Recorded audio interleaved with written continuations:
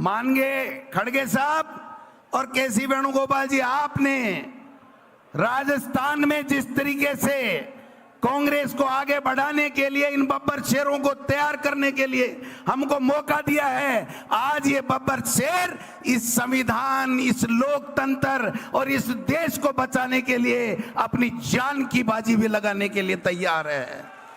मैं निवेदन करना चाहता हूं इस मौके के ऊपर, आज पहलगांव में जिस प्रकार से जो कायराना हरकत की गई है आतंकियों के द्वारा पाकिस्तान के सह के ऊपर, वो बहुत ही कायरतापूर्ण घटना और उसकी जितनी निंदा की जाए कम है।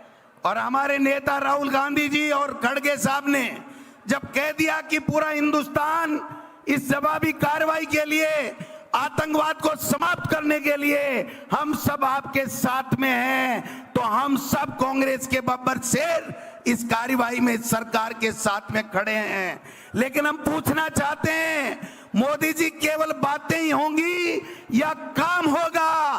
पहले पुलवामा में हुआ, आज पहलगांव में हुआ, ये हिंदुस्तान की जनता बर्दाश्त नहीं करेगी। ये चूक कहां हुई, ये पूछने का हर हिंदुस्तानी को अधिकार है।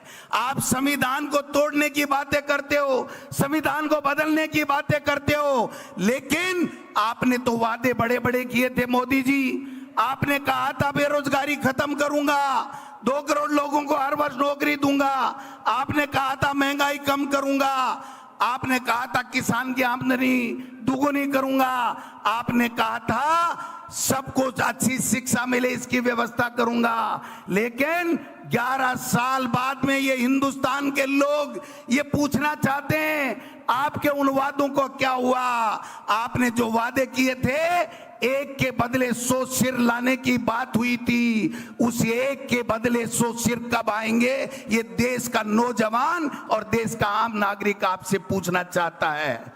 अरे जिस पार्टी का देश का प्रधानमंत्री बने वो अपनी पार्टी की मीटिंग बुला करके अपना नाम नहीं निकलवा सकता।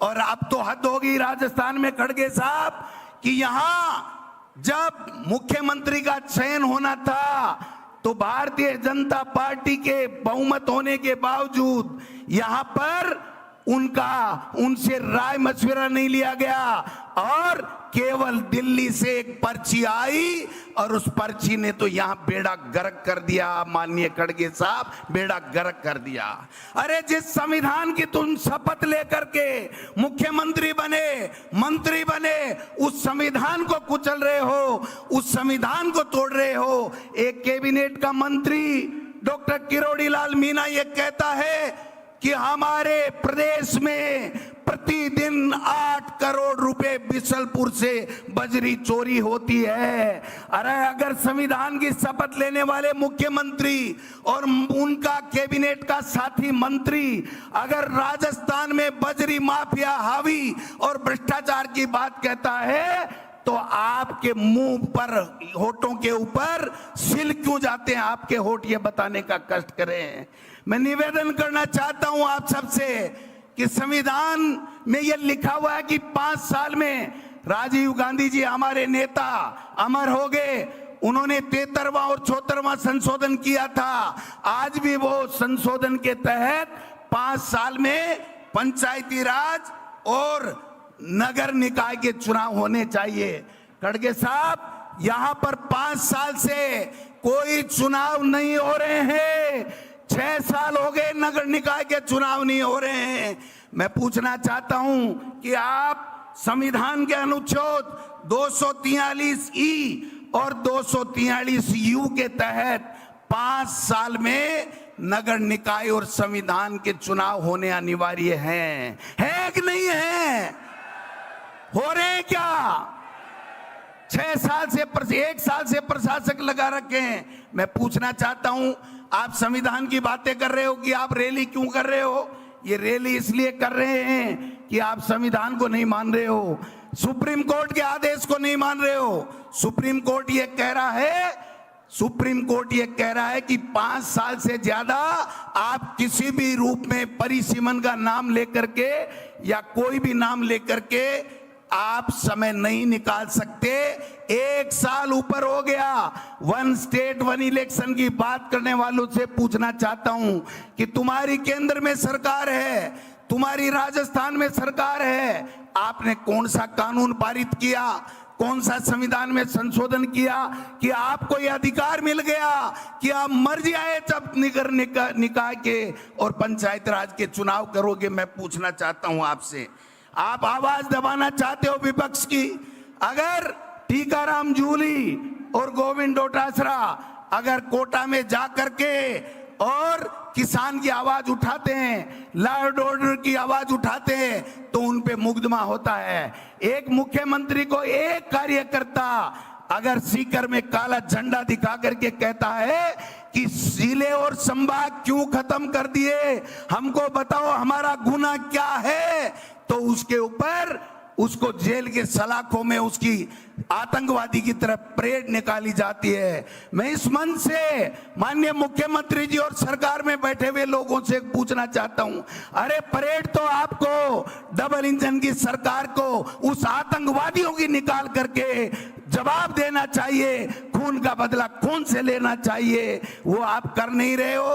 और एक कार्यकर्ताओं को काले झंडे दिखाते ही अरे हमारे नेता प्रतिपक्ष को मंदिर में जाने से आप मंदिर से गंगा जल की से धुलवाई करते हो, आपको शर्म आनी चाहिए। आप इसीलिए कह रहे हैं कि आप संविधान को मानने वाले लोग नहीं हैं। आप इस प्रकार से आज महिलाओं के साथ में अत्याचार हो रहे हैं, आप हो रहे हैं कि नहीं हो रहे हैं, आप बताइए।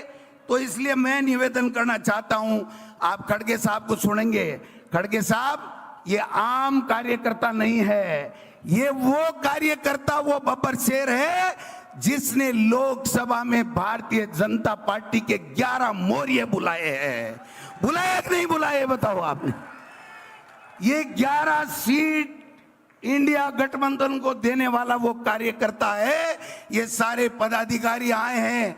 मैं आपसे निवेदन करना चाहता हूं, आप हमें काम दीजिए। गांव गांव जाएंगे, ढाणी ढाणी जाएंगे, ब्लॉक में जाएंगे और इस पर्ची को भी बदलेंगे और इस पर्ची के आका को भी बदल करके दिल्ली में हमारा झंडा फहराने का काम करेंगे। आप आए हो, आपका बहुत बहुत स्वागत, हम बड़ा स्वागत करते। लेकिन आपने निर्देश दिए थे कि निर्दोष 27-28 हमारे इंडियन शहीद हो गए हैं आतंकवादियों की गोली से, इसलिए हमारा स्वागत मत करना, केवल सूत की माला। लेकिन मैं कहना चाहता हूं ये हमारा उधार रहेगा। आप दोबारा केसी वेणुगोपाल जी से आग्रह है, खड़गे साहब और राहुल गांधी जी को लाइए, हम दिखा देंगे इस राजस्थान में कांग्रेस जिंदा ही नहीं है। कांग्रेस इनको पछाड़ने में, भाजपा को उखाड़ने में का दम रखती है। आप सब लोग आए हो, आपका बहुत बहुत धन्यवाद। यहां तो एक ही चर्चा हो रही है खड़गे साहब, यहां तो एक ही चर्चा हो रही है।